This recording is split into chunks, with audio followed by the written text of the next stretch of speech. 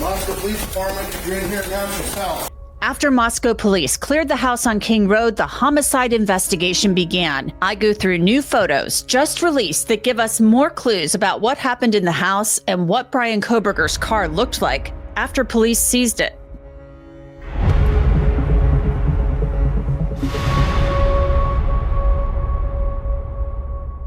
Welcome to Crime Fix. I'm Angenette Levy.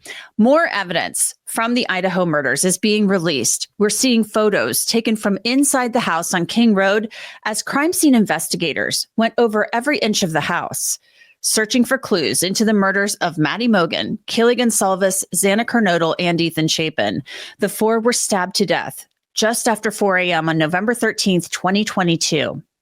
As you know, former Washington State University criminology PhD student Bryan Kohberger was charged more than 6 weeks later with the murders.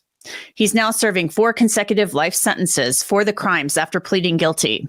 Back on November 13th, 2022, Moscow police officer Mitch Nunes responded to 1122 King Road for what he thought was an unconscious college student. Where's she at? Yep, where's she at? Where's she at? Yes.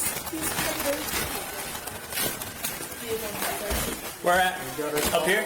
Up here. You got her? Officer Nunes went up the stairs and found Xana Kernodle in her bedroom. Ethan Chapin was also there in the bed, stabbed to death. Then it was time to secure the crime scene. Okay. Here. Can you guys go over to the dumpster for me, please?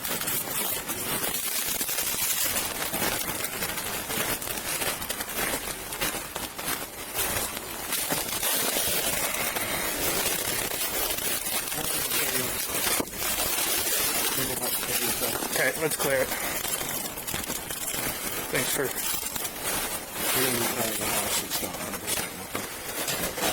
It's totally here. Okay. I'll just start down here. Police department.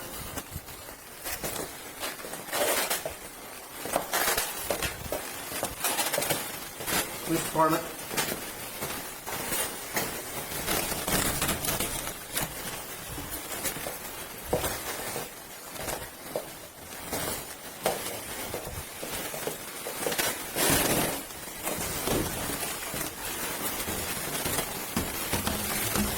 Moscow Police Department, you're in here now yourself. It doesn't get much more serious than this when you're a police officer. What was supposed to be a call for an unconscious college student has now turned into a quadruple homicide investigation. Police department. We're on third floor, coming up.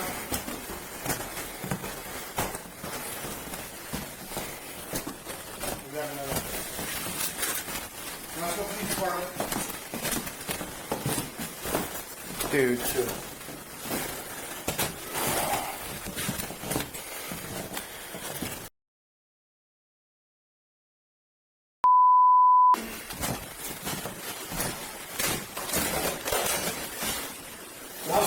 We're clear. Let me just secure the outside first. Go to the front door. There's a back entry. I was going to start taping it all off. Brian's taping the outside off. Okay. Where's the... There are 2 right here.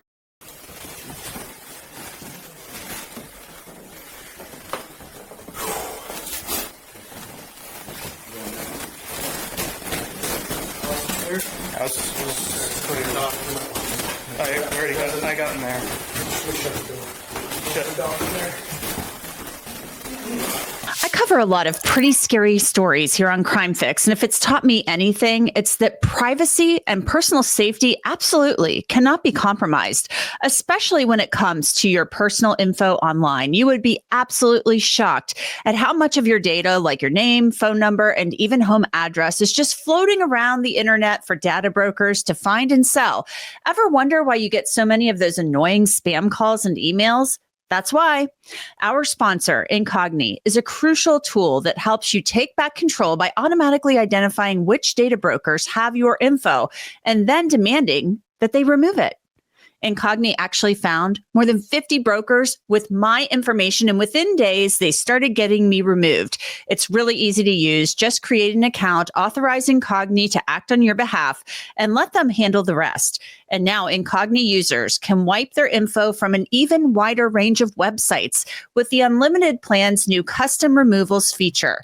All you need to do is copy and paste the links to sites where you've noticed concerning data breaches cropping up and creating issues in your life, and a team of privacy specialists will take care of the rest. The new Incogni Unlimited feature even allows users to customize their data removals and tackle the toughest of breaches with the help of a team of privacy specialists. So if you care about your online safety, and you should, take your personal data back with Incogni. Use code CRIMEFIX below on the screen and get 60% off an annual plan.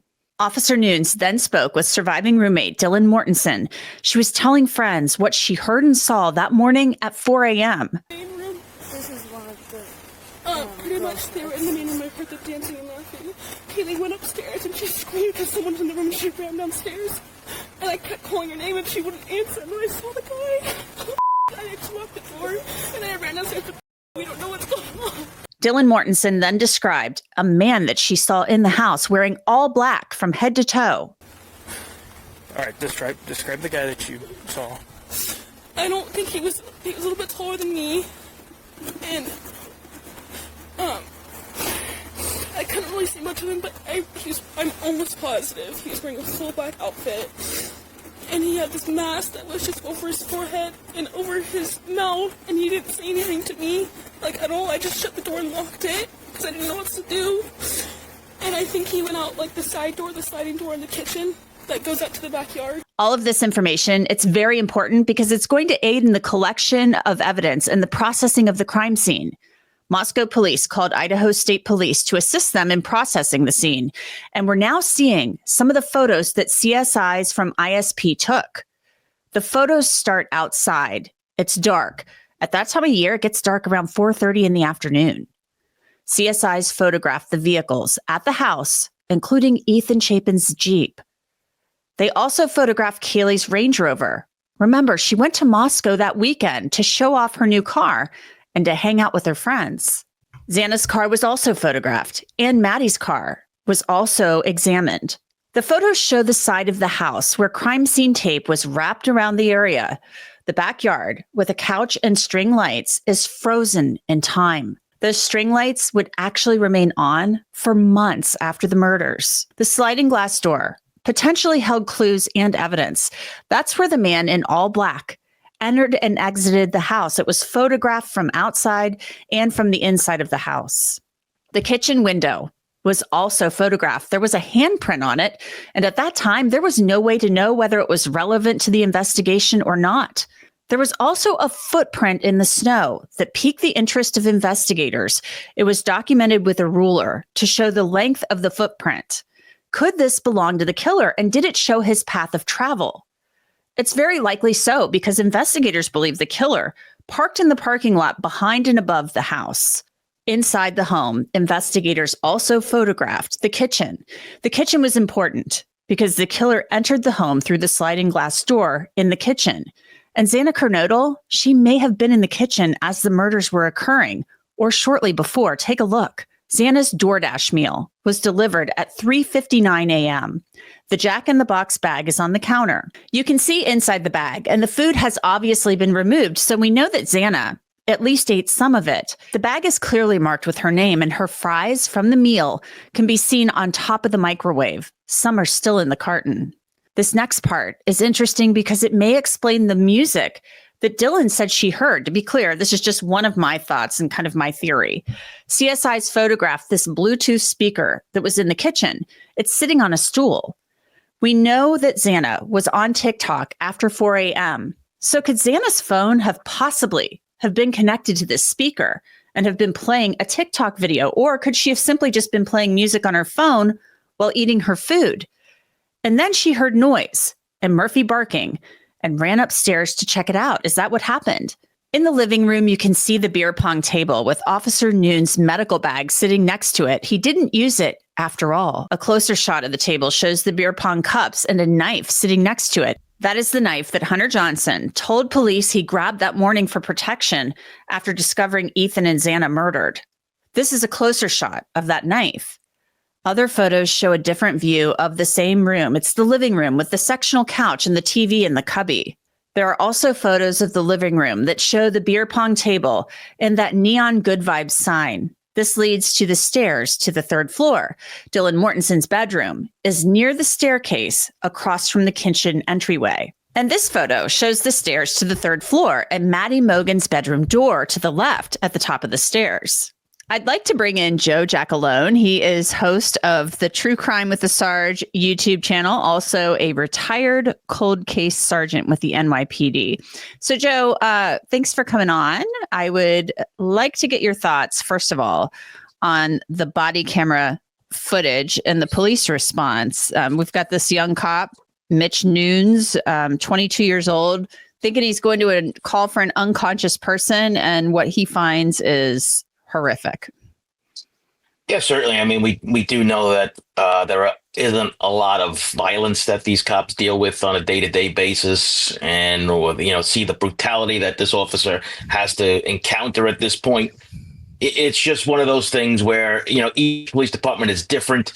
Working in New York City from 1992 and seeing this stuff every day and doing this, you kind of get a little hardened to it. So, yeah, I mean, everybody remembers their first, but unfortunately, this officer has to be, walk into a quadruple homicide. So it's difficult to deal with, and you can hear it in his voice and in some of his actions. Mm-hmm. What is there about his actions that stands out to you? Well, I look at this and I see several training issues that need to be addressed. And this is just not for this incident. Yes, I know it's easy to Monday morning quarterback these things. But at this point in 2025, we should have a good handle on how to handle a crime scene. And I don't care if this happens once every 20 years in your town or it happens every day.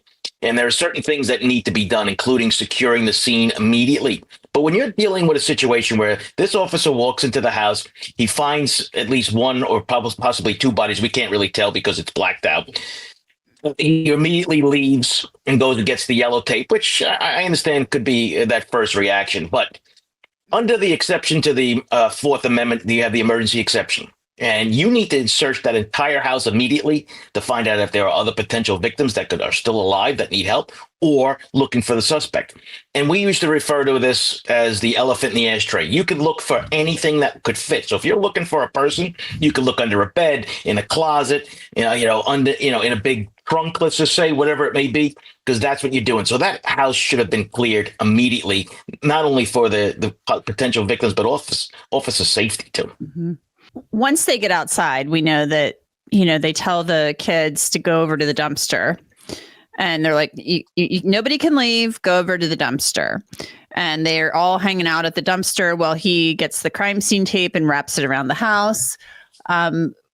Should there have been more done possibly to separate the kids at that point, or what do you think should have happened? He's kind of torn between the two, right? What to go back inside to see if search for the potential victims, but also you have to be concerned about, interview contamination.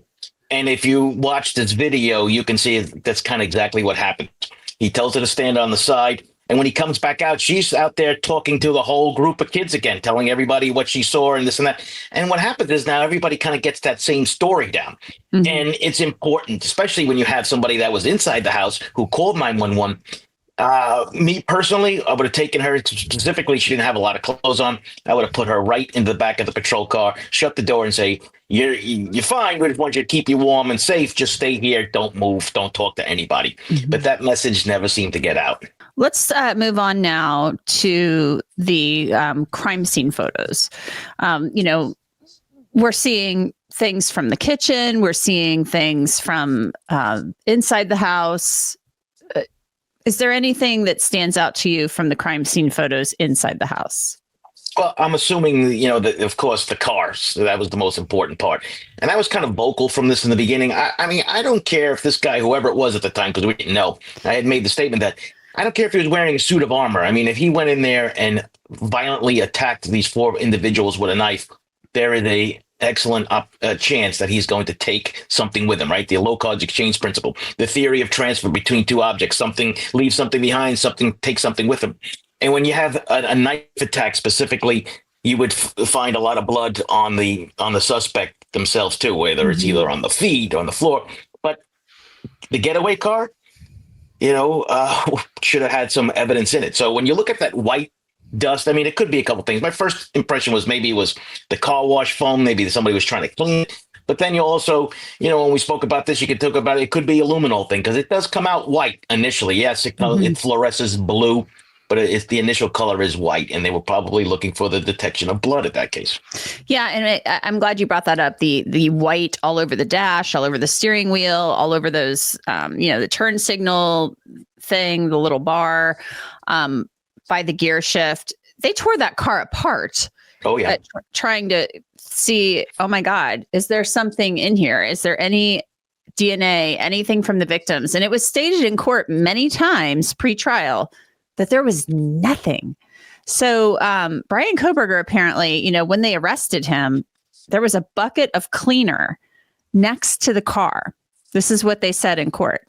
So he was going through that car extensively. And they said even down in the cubby of the door, there was nothing in there. That's how clean it was. So, that's pretty interesting to me that maybe that was cleaning product that he had put on there and applied and not yet removed. Is that possible? So, what could it be? Well, of course, it could be cleaner, right? We don't know for sure. I think, law enforcement, if asked that question in a press or whatever, they would probably answer exactly to what that white substance is. But knowing what we do know now and his background, and especially doing his little crime scene essays and stuff like that, you would seem to think that his car was prepared for such an event, whether it was wrapped in plastic or Tyvek or what have you, both the floors and the floorboards and the seat and everything else that goes along with it.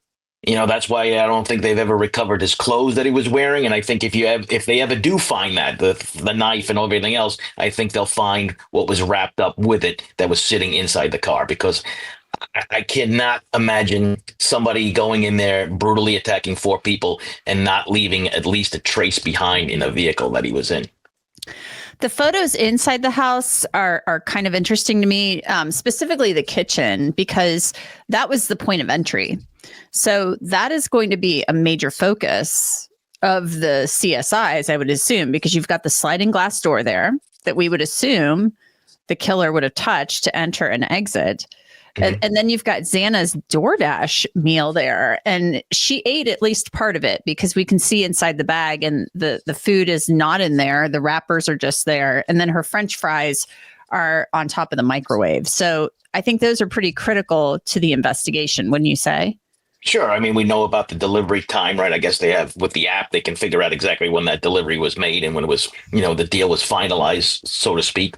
But I think one of the really catching sound clips was when Dylan says, "This is Moscow, nothing ever happens," or something like that, so the door wasn't locked and all these other things that go along with it. I think, when you hear that, you kind of look back and, there's like the light bulb moment. Everybody thought they were safe because this is Moscow and nothing ever happens. Well, unfortunately, this is a situation where it can happen anywhere and you need to take precautions.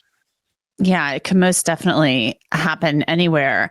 Do you think that we'll see any more evidence? Because, we know the only DNA left in that house of Bryan Kohberger's was on the knife sheath, the snap of the knife sheath. So do you think that we'll get a look at, it seems like this evidence is dribbling out bit by bit, piece by piece. Do you think we'll get a look at other photos? And I'm not talking about photos of the deceased victims, but just other photos, because in court it was described as like hundreds, if not thousands, of photographs that were taken by state police. Well, there's a good possibility. I mean, when you're taking crime scene photos, you usually take several of the same object. Usually you take it, what we call, from Latin term, in situ, which is in place. Mm-hmm. And then you take it with a marker, whether it's a ruler. So everything has duplicate and triplicate photos. So a lot of it might be of the same thing over and over again. So yes, there could be hundreds, if not 1,000 photographs, but I think probably 300 to 400 probably is where we're really talking about in regards to original photos, meaning the same item over and over again.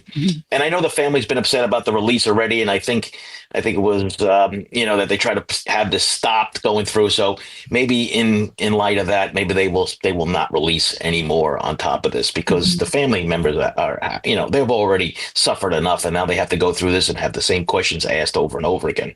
Yeah, and they have a hearing this week in Latah County about the release of photos from the bedrooms. They don't want any of the photos from the actual bedroom crime scenes released. So I don't think they want any of this released, but I think they feel like they have standing to argue that those photos, even in redacted form, not be released. I agree with that. I mean, at this point, the public doesn't need to know exactly what transpired into this. They have a suspect. They arrested him. He's now been convicted by his own admission. At this point, there is no threat to the general public. And the crime scene photos, other than just to gawk or ghoul at them, I don't think that there is any value that the public should actually see them. I know it might be an unpopular opinion, but I mean, listen, I've been to, I couldn't tell you how many crime scenes and watch, what happens to the family members and the victims and so forth. But at this point, the trauma that even cops have to deal with all the time, I don't think you need to translate that over to the general public. Yeah, we know what happened, sadly, in those rooms. I want to ask you, just to wrap this up, about the timed runs that Idaho State Police conducted. The defense was going to argue at trial that there was no way one person could have done that in such killed 4 people in such a short amount of time. The state police did what they call, timed runs. And they said they found that it was possible for Kohberger to have carried out the murders in as few as 2 minutes and 6 seconds, which sounds really fast to me, given what we know about what happened. And then in as long as 3 minutes and 45 seconds, where they did kind of a longer path. So given what we know, Xana fighting for her life and things like that, we know that he got in the house sometime after 4:08 or so. So, and he's tearing out of there at 4:20. That's a 12-minute window. These times seem really fast, Joe. Yeah, I mean, and the frenzy that's going on, and I think maybe that's the reason why that the survivors are still alive, is because of that frenzy. He was just exhausted when he left, and he was zoned out, and he went in there. I mean, honestly, I would probably go a little longer than the 3-minute mark. I mean, we do know that one of the survivors heard somebody saying, I'm here to help you, right? All that other stuff that goes on. So this, that all stuff takes time. And the fact that he went in there, but you know what? They were asleep. They might not have been, in their right mind at that point. So to attack somebody and take them pretty quickly, yes. But I think 2 minutes and change is a little too short. Yeah, it seems way too fast. Just horrible. They didn't end up, of course, having to use this evidence at trial. Joe Giacalone, thank you so much. Host of True Crime with the Sarge. I appreciate it. Anytime. And that's it for this episode of Crime Fix. I'm Angenette Levy. Thanks so much for being with me. I'll see you back here next time.